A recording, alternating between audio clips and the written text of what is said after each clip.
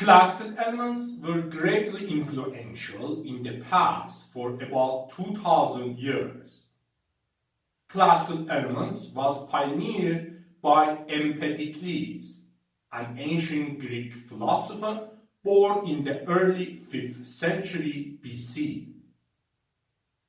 Empedocles considered the basic or primordial elements of the universe from which everything else was made to be earth, water, air, and fire, commonly known as the four classical elements. Where later the fifth element, ether or quintessence for celestial regions and heavenly bodies, was also considered.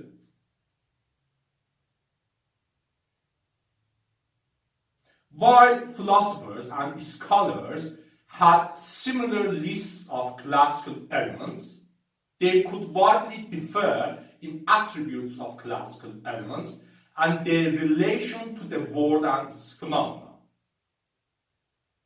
Among different considerations about classical elements by notable people, we have views of Aristotle about classical elements, where we can refer to classical elements of Aristotle as Aristotelian classical elements.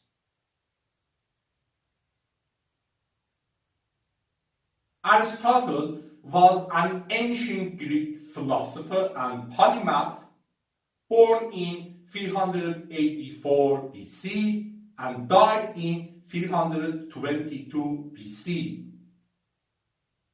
Aristotle was a student of the famous Plato, where Plato himself was a student of the famous Socrates. Aristotle, Plato, and Socrates were central significant figures in the history of ancient Greek philosophy and therefore in Western and Middle Eastern philosophies.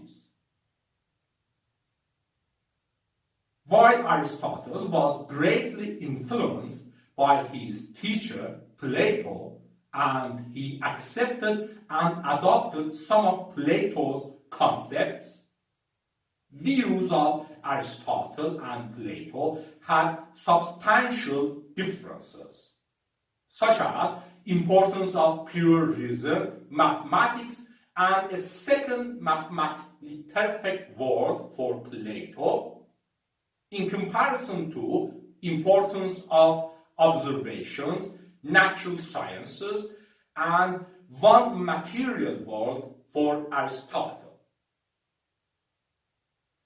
In fact, Aristotle had his own system of philosophy known as Aristotelianism.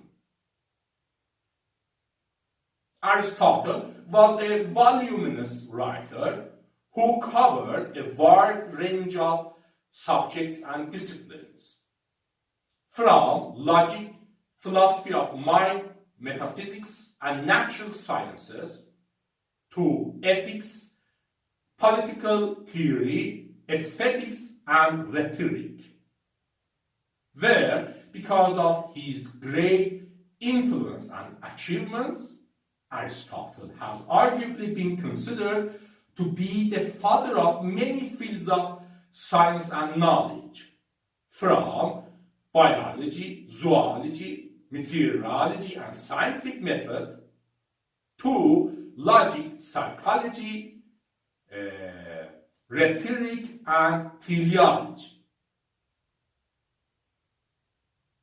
Another notable fact about Aristotle is that he tutored the Alexander the Great, who conquered one of the largest empires in history, stretching from Greece to northwestern India.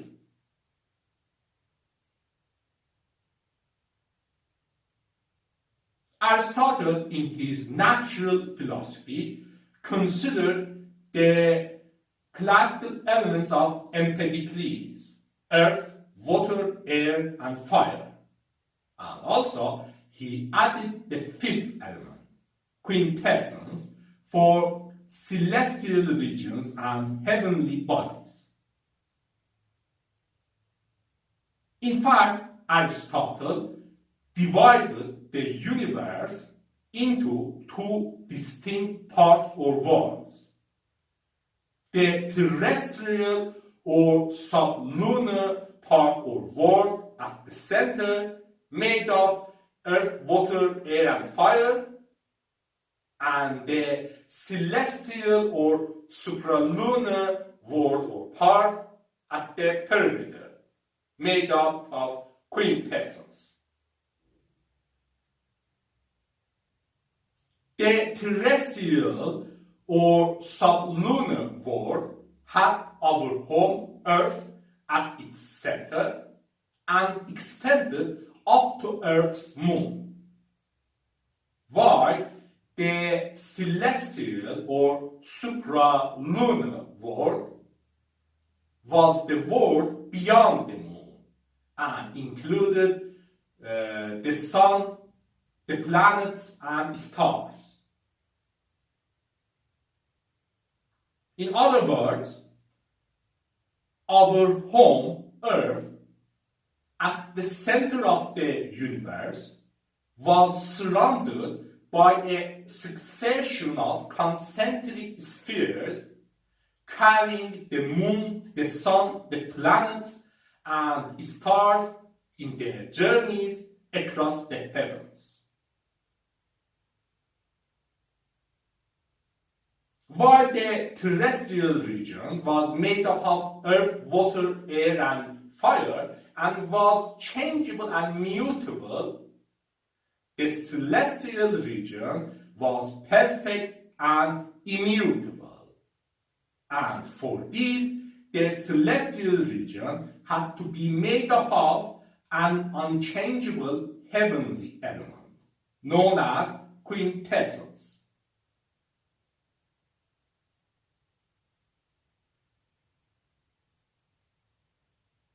In Aristotle's point of view, each basic terrestrial element had a natural place in an ordered cosmos, beside an innate tendency to move into its natural place.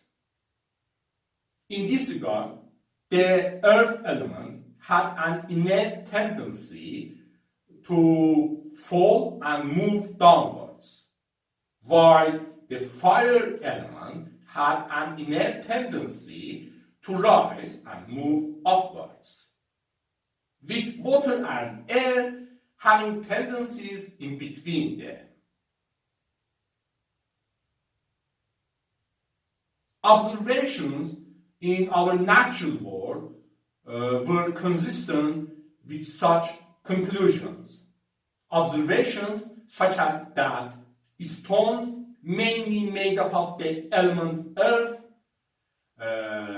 fall into bottom of a water column, while air bubbles rise through a water column. Aristotle considered such upward or downward motions of elements to be their intrinsic and natural motions. Other motions were possible but were violent and required external agents or forces. In this regard, the terrestrial region was mainly made up of the element earth at the center, surrounded by oceans, or the layer mainly made up of the element water, which in turn was surrounded by atmosphere, or the layer mainly made up of the element air, itself surrounded by a layer mainly made up of the element fire.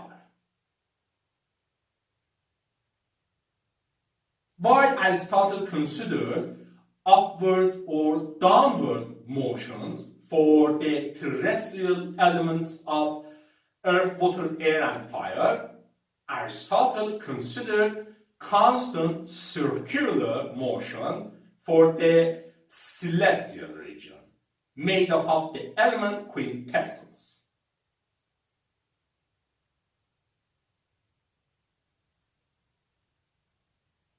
Aristotle considered the four basic terrestrial elements of earth, water, air, and fire in close connection with extreme degrees of primary qualities of warmth and humidity, where hot and cold were respectively maximal and minimal degrees of warmth or heat, while moist and dry were respectively maximal and minimal degrees of humidity.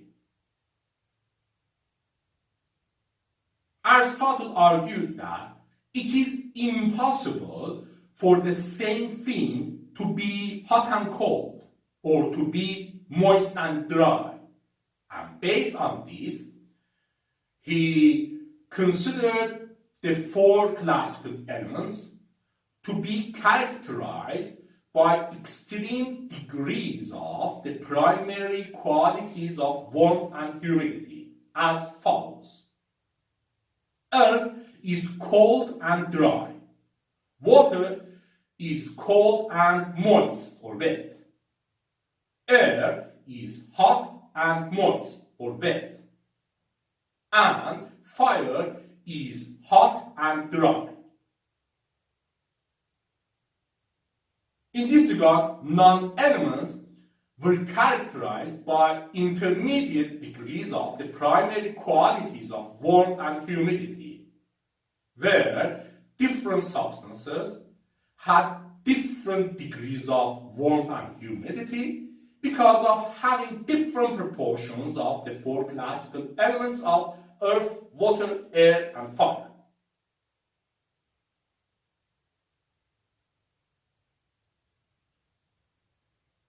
In Aristotle's point of view, an element was a body into which other bodies might be analyzed, and not itself divisible into bodies different in form. Interestingly, this Aristotle's view of elements is somehow similar to how we distinguish between elements and compounds in modern science. And while Plato seems to have been the first to use the term element in reference to earth, water, air, and fire, Aristotle was among first to explicitly define element with such considerations. Aristotle distinguished pure substances to be homogeneous or the same throughout, and he considered them to be composed of the four classical elements of earth, water, air, and fire, whose presence could be revealed by further analysis and transformations.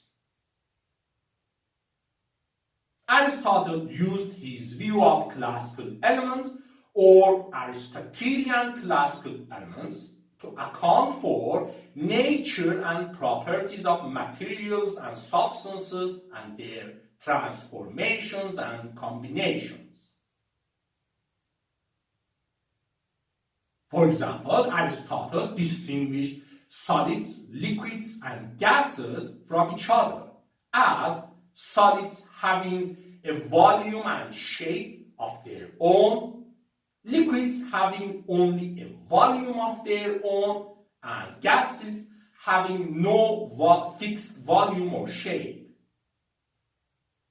where he attributed such differences to different properties imposed by different degrees of primary qualities, such as that the moist is readily adaptable in shape but not determinable by any limit of its own, while dry is readily determinable by its own limit, but not adaptable in shape. In summary, Aristotle was among pioneers of conceptual analysis of nature of substances and their transformations. And Aristotle laid the philosophical groundwork for all subsequent discussions of elements, pure substances, and chemical combinations.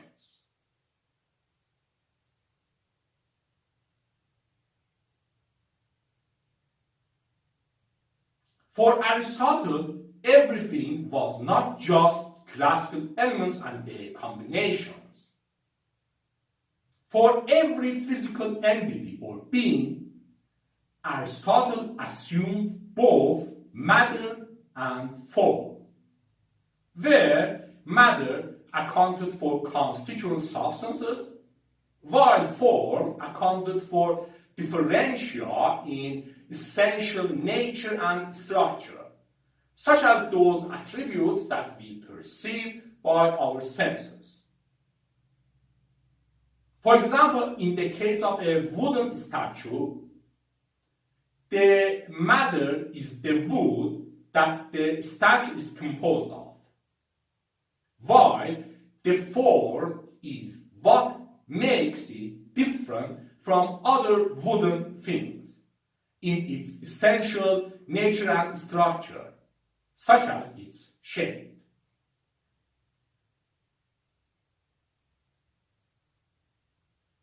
Also, the four-causal explanatory scheme was central to Aristotle's thought.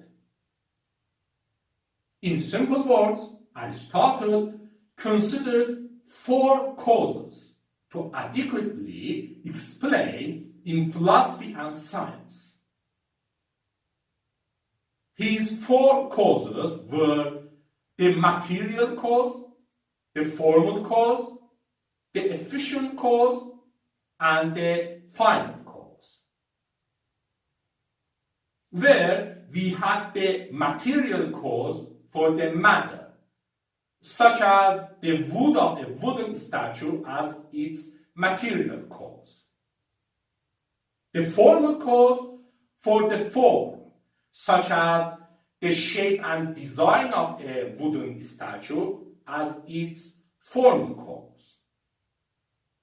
The efficient cause for the agent responsible for coming to be and change, such as the sculptor of a wooden statue as its efficient cause. And the final cause for purpose and goal, such as the decorative use of a wooden statue as its final cause.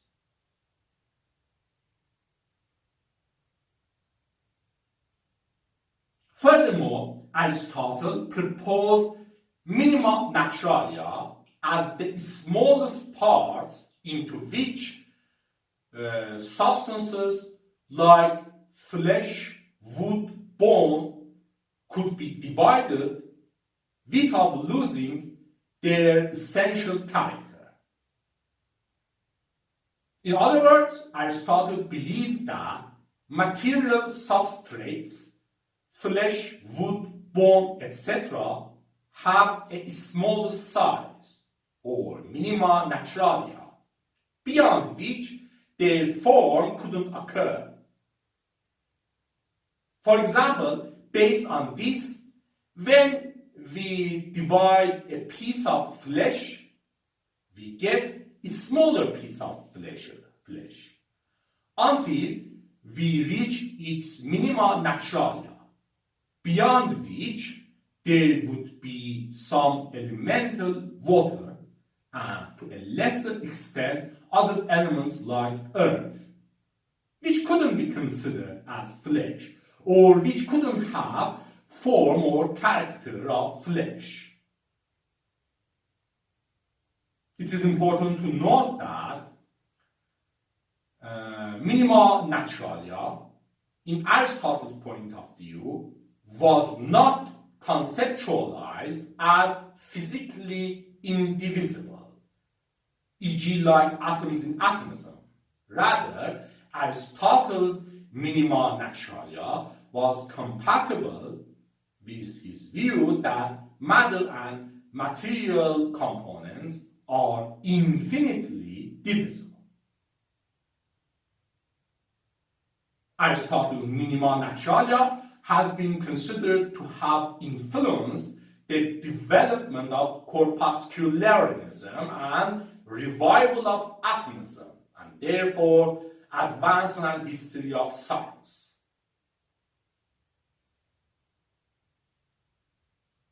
In the past, Aristotle's views and doctrines were greatly influential in Western and Middle Eastern philosophy and scholarship,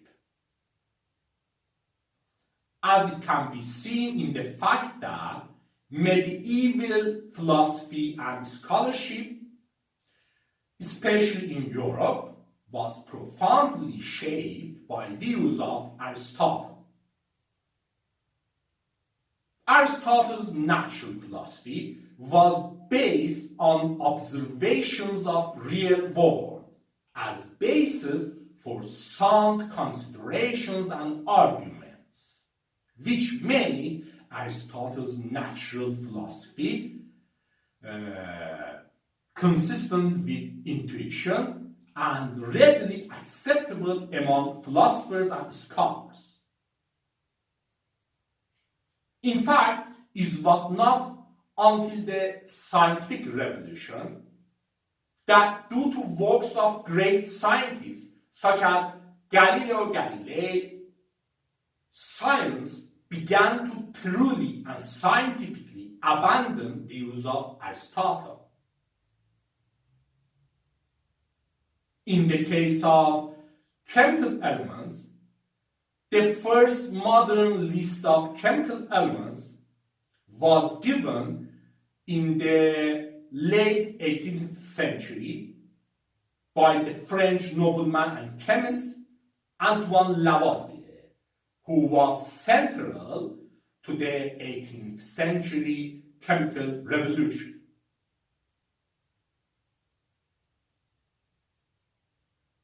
And here we can see that who Aristotle was, what classical elements of Aristotle or Aristotelian classical elements were, what distinct characteristics Aristotelian classical elements had, what form and matter, four-causal explanatory scheme, and minima naturalia were in Aristotle's point of view. What was the significance of Aristotle's natural philosophy? This is interesting, isn't it?